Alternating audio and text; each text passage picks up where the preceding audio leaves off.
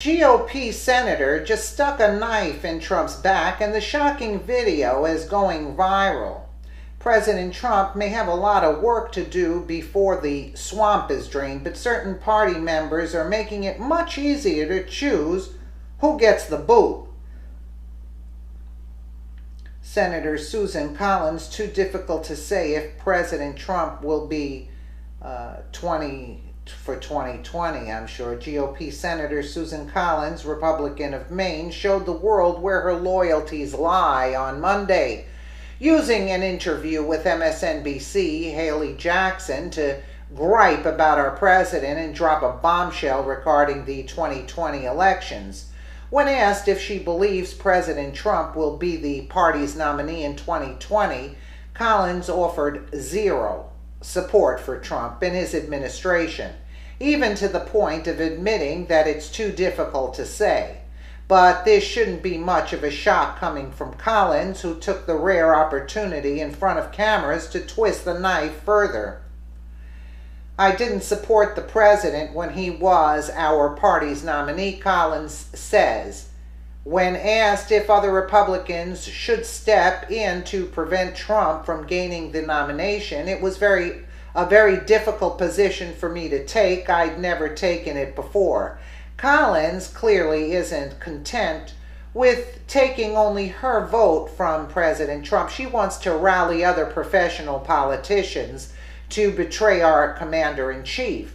It is exceedingly unique for an incumbent president to receive a primary challenge, with the last occurrence being conservative staple Pat Buchanan challenging former President George H.W. Bush during the 1992 election. Unfortunately for Collins and her two-faced friends, President Trump has a rock-solid grip on his base of dedicated supporters. There is no doubt a primary challenge against President Trump would be party suicide, and the last thing this country needs is a Democrat in the White House, that's for sure. I think it's time people start picking a side that will move this nation forward. If the GOP continues to fight within itself the important issues our president has been fighting to address will continue to fall by the wayside. Are you all sick and tired of hearing these indecisive backstabbers pick on the righteous leaders of our country? You should take a listen to this idiot here.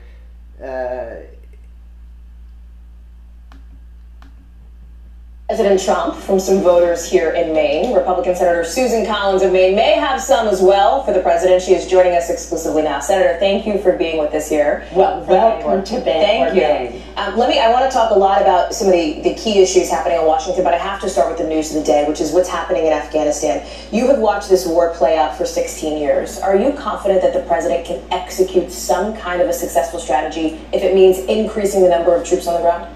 Well, we need to hear the strategy that the president's going to present tonight. I will say two things, and that is that in the past 16 years, our efforts in Afghanistan, which have cost the lives of so many troops, have lacked focus. There hasn't been a strategy.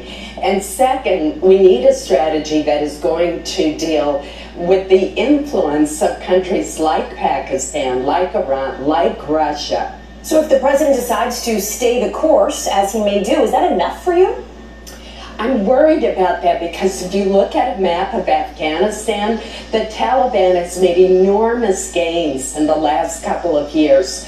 And I don't want Afghanistan to be a safe haven for terrorist attacks the way that it was prior to the attacks on our country on 9/11.